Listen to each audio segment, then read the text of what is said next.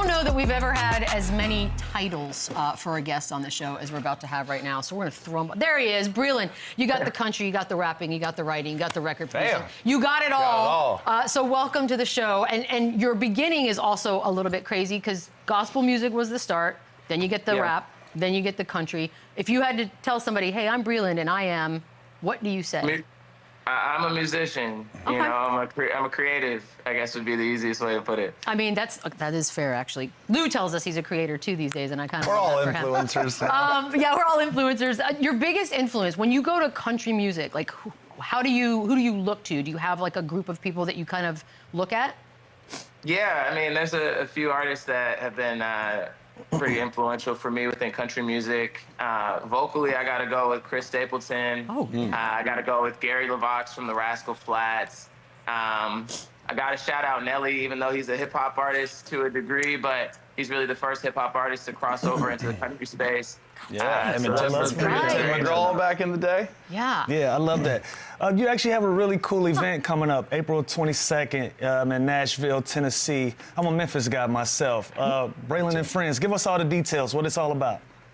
Yeah, man, Breland and Friends. It's a charity event. We do it at the Ryman here in Nashville. I got some great artists that have come out every year. There's always a couple surprise guests. I mean, look, as a performer, I always want to try to put on the best show that I can, but it means a little bit more when it goes to a great cause like the Oasis Center. They help teens in crisis here in Middle Tennessee. Their work is unmatched, and so I always try to put on a great show. This is year 4, so if anybody's in the area, definitely pull up. We got a few tickets left. Breland and Friends, it's a good time. Awesome. Yeah, and then after that, you got a short break, and then you got a 9-city tour going overseas, the Truth Telling Tour. How excited are you to get overseas and to begin the tour? Very excited about it. I feel like there's always a different energy overseas. You know, people out there who listen to my music, they don't get to see me as frequently, so they show up. They know all the words. You know, I feel like sometimes I play for these American crowds. They'll know the hits. But then you play out there, and they go nuts when you're playing a song that you don't think anyone has heard before. So it's a good time. That's a good list of cities. Yeah, that's awesome. That's a good one. Breland, let's dive into your sports fandom a little bit here. You grow up in South Jersey, so naturally you're a Sixers fan. There we go. Yeah. Tough season for the Sixers, but what's your thoughts on the current state of that squad? Is it a panic? Is it a rebuild? Is it just a matter of health next year? Yeah, I mean, it's a little more than health. I will say that I've been impressed with some of the young guys. You know, Tyrese Maxey is a stud.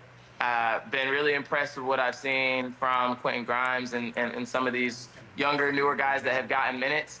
But, you know, without knowing what's going to happen with Joel, it's kind of tough to speculate. Obviously, the end of the season, we were able to lose enough games that there's a potential lottery situation. You know, it's flag day every day for me over here. I've been watching the NCAA tournament, and I'm hoping, you know, it's maybe 4 or 5% chance that we can end up getting one of those type of picks. So we'll see. But I definitely think, you know, people say, you know, we're all excited about the Eagles winning the Super Bowl, and they're like, but what did it cost? And I think it cost us the Sixers.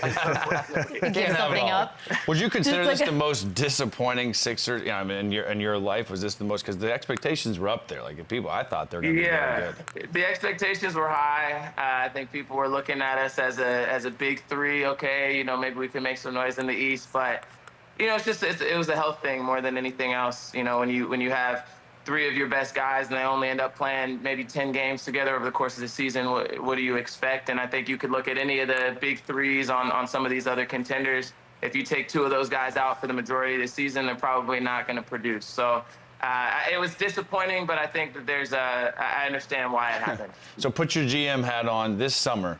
Are you trying to get off Embiid? Are you trying to trade Paul George? Or are you trying to run it back one more year with McCain and those guys healthy? It's your team. What do you do? Man. I'm going to give it, I'm probably personally going to offload Paul George. I just feel like that contract is just a little too steep for the level of production that we're getting at this moment. He's a legend. He's a Hall of Famer in my book. I was happy to have him, you know, on the roster for a bit, but I think we got to continue to try to go younger. I think we got to try to build in the draft. I'm giving Joel Embiid 1 more season. But obviously we're looking at surgery and whether or not he's going to get back to the level that he was at a year or two ago. But I'm going to give him one more chance just based on what he's put in thus far. But I definitely think we got to try to build around some of these younger guys. I mean, you say that now, Breland, but I feel like 2 months into the next season, everyone's going to be impatient again. Like, we're going to give it another season, and 2 months, we're like, oh. It is the worst. It is the worst market for trying to develop something. You know, like we want it now. By the way, are you old enough to have been a fan of Lou Will? Lou, you're old. You remember he played on this? You remember this old dude right here? Don't do me like that. I've been watching. Lou, I've been watching you. I've been watching. I watched your whole career. I'm almost 30, so I've been watching you for a minute. I appreciate it, man. The perennial six man. You are the greatest six man of all time. Nice. Right. Everybody knows that, and pretty nasty to play with on several iterations of 2K as well. Okay, that's really cool. I love that. Appreciate it. I know you have a friendship with Jimmy Butler. Well, you know, he was there for the season. Like, how does that come to be? Yeah, initially Jimmy was just kind of reposting videos of mine on songs of mine on his Instagram story, and then come to find out he's a big country music fan and writes music as well. Has started getting into songwriting. He hit me up and was like, hey, I would really love to put together a country project, but I want it to have kind of still a worldly cross-genre sound. Wow. I feel like you're the guy to help me put it together. And so we've spent a lot of time together over the last year and a half, making music, traveling around. I've gotten a chance to go to some of the games, watch his work ethic. We talk quite frequently. I talked to him yesterday. You know, just seeing what he's been able to do over the course of his career, you know, and at this point, he's 35 years old and he's still hooping at a very elite level. If we're going to talk playoffs, I am a little biased here, but I like what I've seen. I like what I've seen out of the Warriors. Pretty good. And we can get into that if we need to. Well, hold on before we do that, because in those collaborations, Jimmy said he was like DJ Khaled. Yeah. And so the DJ Khaled I know, that sounds like ad-libs and a bunch of inspiration. What was it like? What was it like getting in the lab with Jimmy in that process? Yeah, I will say that he has a pen. Like he can write, and he doesn't have a desire to be a traditional artist in the sense that it's not like a Damian Lillard situation. Like he's not going to be spitting verses. He's not going to be singing on these songs. When he says DJ Khaled, he's more so meaning that he's going to be the person that connects the dots, you know, and brings different people in, you know, kind of as a producer more so than anything else. Okay. But he is co-writing on these songs. He's got great concepts, and you know, he's got an ear. Like a lot of people, I was expecting him to be more green than he is. I was like, okay, basketball player, we'll see what happens. But it's like, he knows what he's talking about when it comes to music, and he definitely has an ear for it and a skill set. That's dope. Yeah, that's what I was wondering. Is like a real artist, like, is it kind of an eye roll thing when an athlete tries to step into your world? Like I saw Myers Leonard just writing like country music. Oh, yeah, I did see that. Yeah. Or like Blake Griffin being a comedian, like to comedian. So like, is it like how do you view that? Yeah, for me, I don't think that there's anything wrong with it. Like, look, this is a creative field. Like, I think a lot of athletes secretly want to be artists, and I think a lot of artists secretly want to be athletes. And, you know, we have a mutual respect. You know, I look at it this way. It's like these are two professions that it's a needle in a haystack to be able to succeed in either of these industries. Everybody wants to do it. They're the glamour jobs, but very few people are actually able to succeed. So I think when it comes to athletes trying to do music, you already understand the discipline, you know, that goes into being able to succeed at a high level. And I feel like there are a lot of things that translate. So are there any other NBA players that you would like to possibly work with, or any professional athletes in any sport? Yeah, I mean, you know, there are a few people that I think are talented. You know, I guess I would just have to see. You know, Jordan Mailata on the Philadelphia Eagles. He's got a voice on him for sure. Yeah. You know, I think Dame can rap, and we've gone back and forth on some music in the past. Mostly it tends to be rappers, you know, in the NBA in particular. So I do think what Jimmy's trying to do, you know, as kind of a producer artist is unique. I'm excited to see what happens there. And if anybody else needs records from me, I'm always down to go. That's awesome. I do have a question about sort of Jimmy Butler and the writing. And I don't know how much you talked to him. You said over the year and a half you guys have still. So now that he's with the Warriors, all the stuff that went down in Miami. I feel like friends of mine I know that write songs for a living, the best stuff comes out of like angst and darker periods versus happy times. So is he writing magical stuff right now? Because that whole Miami chapter was crazy.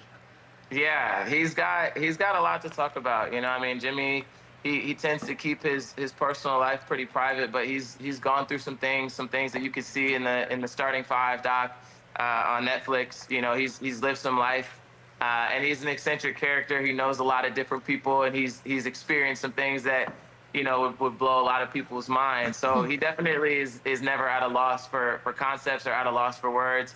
He'll come to me and be like, yo, this is what we need to do. And I'll be like, okay, word, you know, and it's cool to have a direction on a lot of that stuff. So I'm sure his experiences, you know, in Miami and other places that he's played before that definitely play a factor in where he comes up with some of these ideas.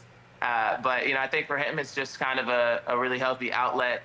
You know, you can express yourself on a basketball court, but only in so many ways. I think for him to be able to kind of get that music out has been really helpful for him as well. So can we expect a Pat Riley diss track coming out or not yet? I don't know about all that, but I would say a lot of these songs are really more about life experiences that are a little bit more universal for people rather than specific, you know, songs about the league. We're gonna read into it. That's what's up. You know what? You know how artists, we were talking about artists and when they're surprised about athletes sometimes knowing their stuff in music, we're surprised too when you guys know hoop in sports. So shout out to you, man, knowing your stuff. Come on, man. That's what's up. That's actually kind of fair, by the way. Any predictions for, I mean, you already mentioned you like what the Warriors are looking like and what they've been able to do since the big trade. But if you look at the playoffs in general, do you have any bold predictions you want to share with us? Yeah, I mean, obviously it's a wild year in the West. I will say if we do end up getting specifically the Timberwolves at that 7 seed, I think that they could give Houston some problems. I think Houston is a young team. They're kind of unproven. We know what Ime Udoka is doing. You know, Jalen Green, Alperen Sengun. You know, they've got defense, they've got shooting. They're actually a very well-balanced, well-constructed roster, but they don't have playoff experience. I feel like that's where a team like the Timberwolves could be dangerous. I also think a team like the Grizzlies could be dangerous, but they're still trying to gel and figure things out. But yeah, I like what I've seen out of the Warriors. I like what I've seen out of the Clippers over the last few weeks. Kawhi looks healthy. He looks hungry. He's giving you 20+ a night. You know, James Harden feels like he's, you know, kind of turned back the clock a little bit over these last couple months. Obviously, the Lakers are dangerous. A lot of teams in the West could do it. In the East, I think we're really just kind of looking at the Celtics for sure. They would be my front runner. I like what I've seen out of the Cavs. I like what I've seen out of the Pistons, but it feels a year early for them. Now you're just showing off. For Eastern I'm Conference. just saying, you know, but I do think you've got maybe only 2 or 3 teams in the East that can make noise, and probably a good 5 or 6 or 7 that could make noise in the West. So I'm excited to see what we get. But if I had to predict right now, I would say I'm going Warriors, Celtics, final. Wow. Before we let you go, who's your MVP pick right now? I know that everyone wants it to be Shai Gilgeous-Alexander because he is the best player on the best team. But if you look at what most valuable player should mean, and I heard y'all talking about the most improved player. Look, I'm not trying to open a can of worms here, but to me, when you look at the offensive defensive efficiency for the Denver Nuggets, when Jokic is on the floor and when they are off the floor, you cannot argue anything other than Jokic. He is the first player ever to finish top 3 in all of these different statistical categories in the league. He is by far the best player in the league He's still right 15 now. games behind right here. Getting mad right now. I'm just saying. Steam coming out of my ears. He's like, that's not the answer I wanted Really? at all. Stagecoach in a couple weeks or no? You going? I'm not doing Stagecoach in a couple weeks. I have done Stagecoach a couple of times. It's an amazing festival. Definitely get out to the desert if you're out that way. He's our festival king. Yeah. Breland and Friends, Nashville, April 22nd, the 4th year you guys are doing that. Breland, this has been awesome. Thank you so much for joining us. Have fun in Europe. Everything, brother. That was awesome. Thank you guys. Yes, I appreciate you. All right, cool. We're going to take a quick break. Urban Meyer? Hey, the old on the head other ball side? coach. That's going to be something. Run it up, run it back, run it up, run it back, run it up, run